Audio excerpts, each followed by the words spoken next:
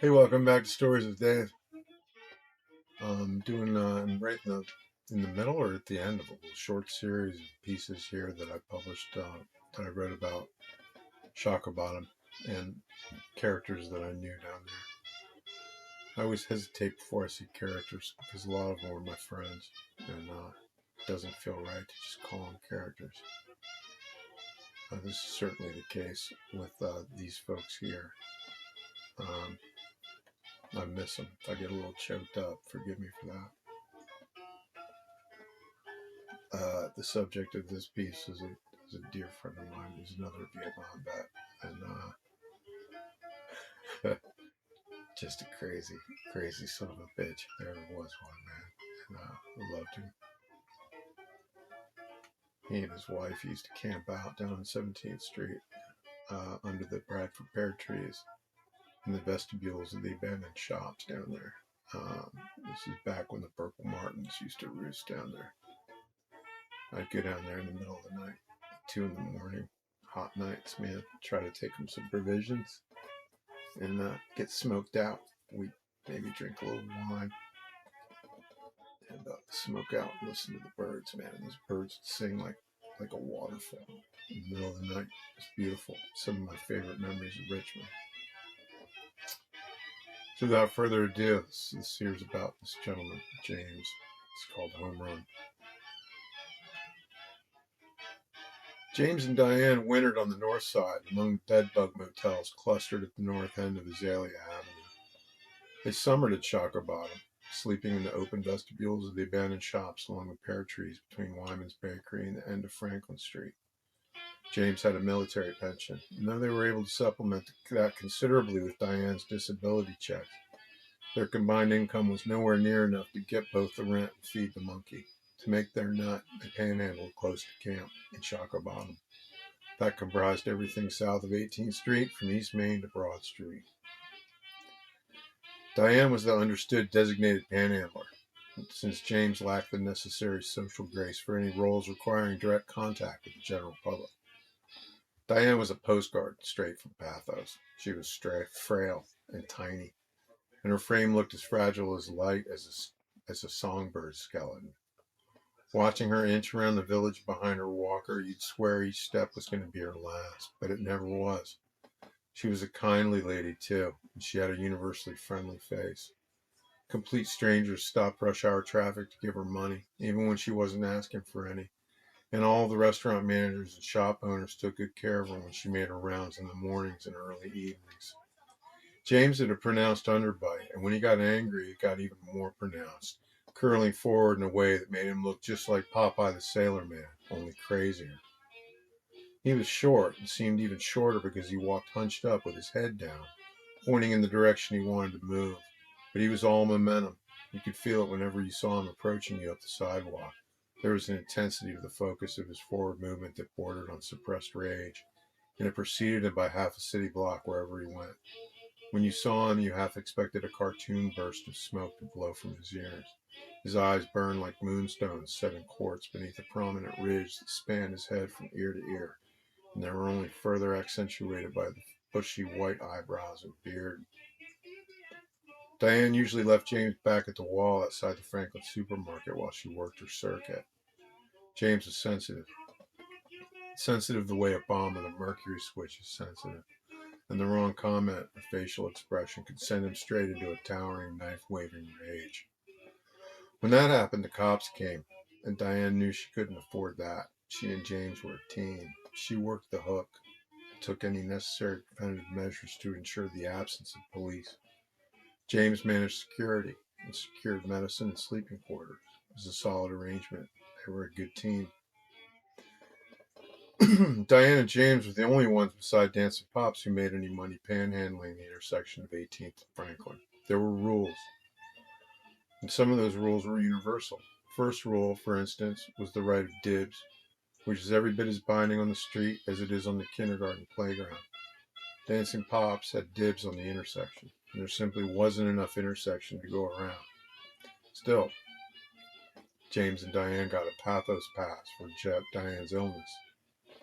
They got another pass because Diane worked the daytime circuit instead of posting up at any one given spot, which left the intersection clear for Pop in the evenings, with the daddy-rich young Marks when they came down from the university.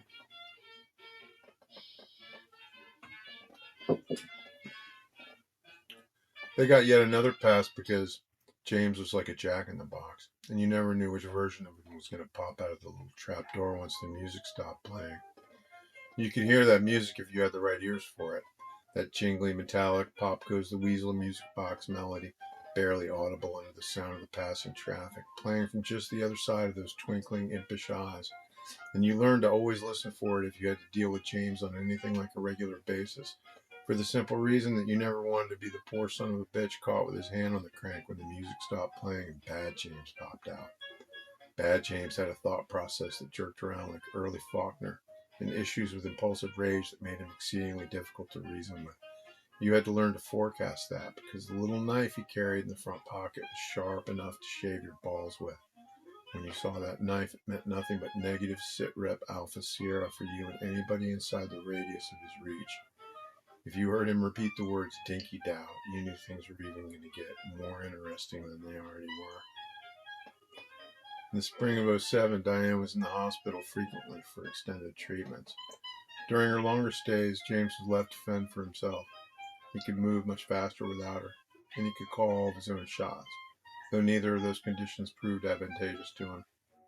Watching James loose in the wild without Diane was like watching a three-legged cat trying to bury a turd on a frozen pond. Everyone pitched in to babysit him at some point, Rob the pitcher more than anybody else. It was a community mitzvah, even a matter of public safety. But it was more than that for Rob. James and Rob were as tight as any blood brothers, and Rob felt responsible for him. The simple truth of the matter was that James was utterly lost without Diane. Without her, the only possible state of being for him was a muck. Whenever he was a muck, Rob the pitcher had his back. Rob the pitcher was a promising minor league ball player from Tappahannock who took a couple of years off from his baseball career to focus on maintaining the rule of law among those who claimed the intersection as their home or headquarters. Rob was the cooler head, the wiser counsel. That was understood. And the rest of the boys deferred to him, if not for his sense of fairness, then for his size and relative sobriety. Rob was either the least drunk among them or simply the one who could hold his drink the best. It could be hard to tell sometimes. In his free time, Rob hung out with the boys on the wall in the front of the supermarket, especially with Buster and James and Pops, or he'd dry pitch from the mound he had created in his mind on the corner in front of Juleps. Some nights, he'd pitch 9 full innings against a team only he could see. You could walk out to the corner to smoke a cigarette at 3 or 4 in the morning, and there he'd be, standing tall atop that mound that wasn't there beneath the street lamp, nodding almost imperceptibly to acknowledge his ghost catcher's signals. That was one of the saddest things you could ever hope not to see through the fog of a late November dawn in the river bottom. While Diane was in the hospital, James had to shoulder some of her duties, however reluctantly. Most importantly, he had to take over the panhandling. If he wanted to party, he had to ask for it. James hated that more than he hated just about anything. He hated what he saw lingering in the eyes of the people with whom he was obliged to engage in polite conversation. Conversation so polite it strained at the edges sometimes. He had just earned the right not to be judged. That was among the few things he brought back with him when he came home from Vietnam. He'd tossed his medals over the White House fence, along with all the other awakened vets. He'd torched his formal dress uniform and all the ribbons and bars that it bore, the ones that would continue to bear proudly in his heart, never to discuss again, neither them nor what he'd done and seen to earn them. All he kept from that time were his boots. He planned on doing some walking. His tags, his vaccination records, and his right not to be judged. Tragically, these details were lost on most passers-by who heaped small abuse upon small abuse, with each downward glance, each whispered quip, each brow furrowed in guilty disgust disguised as concern. In the end, it was a community decision to confiscate James's knife. There had never been too many close calls with panhandling marks. And he'd seen that judgmental look in their eyes. That was all it took. Someone, usually Rob or Ross to John or Dancer Pops, Always caught him in the nick of time as he leapt up to trail his abusers, like some impromptu postmodern Hashashin, mirroring the rise and fall of their stride, scanning their backs for optimal insertion points, vital organs, arterial conduits. Even the marks who stopped to engage him wore that same judgmental look in their eyes, even the ones who made substantial donations, especially them. There's an air of superiority that overcomes so many well-meaning Americans sleep on the very act of expressing compassion, and the result is a compassion that, however well meant, feels and smells a lot more like simple judgment. Since Diane had been away, well-meaning passers-by had gotten fewer and farther between. They were getting downright mean, too, almost as if their disdain was emboldened by the new ordinances restricting panhandling to pre-designated areas. It was as if the city itself had hung a neon sign saying, "These people are scum. Feel free to treat them like scum. We have designated areas for scum. Keep Richmond beautiful. Throw some scum in the James." It was under the conceptual glow of that sign that James and Rob the pitcher clung to the last of the shade in the vestibule of the abandoned storefront next to Julep's one particularly lazy mid-June morning.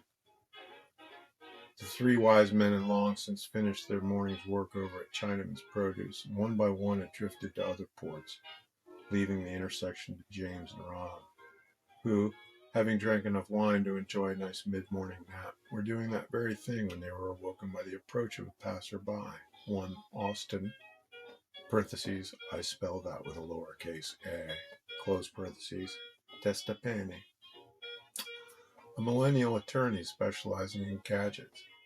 If it happened on a tiny handheld screen, then Austin with a lowercase a knew exactly where and how to fix it within the framework of the law. In fact, it was his own tiny screen that he was focused on so intently that morning.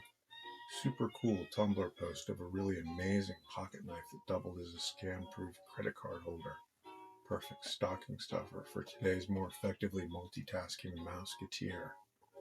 As he clip-clop power-walked his way toward his appointed brunch meeting, each step sending a distinct, intense little vibration up his spine, through his neck, and out the frayed end of a ducktail that he would one day nurture lovingly into a full-on man-bug. "Excuse me, sir," came James's voice, quietly from the shadow of the storefront. "But it would really help me out if you could—" "Fuck off, man. Get a fucking life," said Austin, with a lowercase a. Even before the man had finished saying "fuck off," Rob could hear that jingly, metallic Jack-in-the-Box melody stop playing, and he knew, without even having to look, that Bad James had popped out of the box and had already closed the distance to Mr. Testapane, Esquire, by half, drifting up fast and low in a sideways creeping motion, like a side-winding engine in an old cowboy movie. Rob swore later on that he hadn't even seen the pipe until that very moment. It was a good 2-foot section of hollow 1-inch iron pipe, and Rob was still trying to sort out how James had managed to hide the damn thing from him when ping! Rob's very first thought, conditioned by 10,000 hours on a baseball diamond, and wholly automatic on hearing James ring the sweet spot on the back of Austin with a lowercase a skull, was, "That's at least a triple." Dude dropped like he was all of a sudden fascinated by the pavement, Rob said later. And don't you know the last thing that went through that motherfucker's mind? His ass.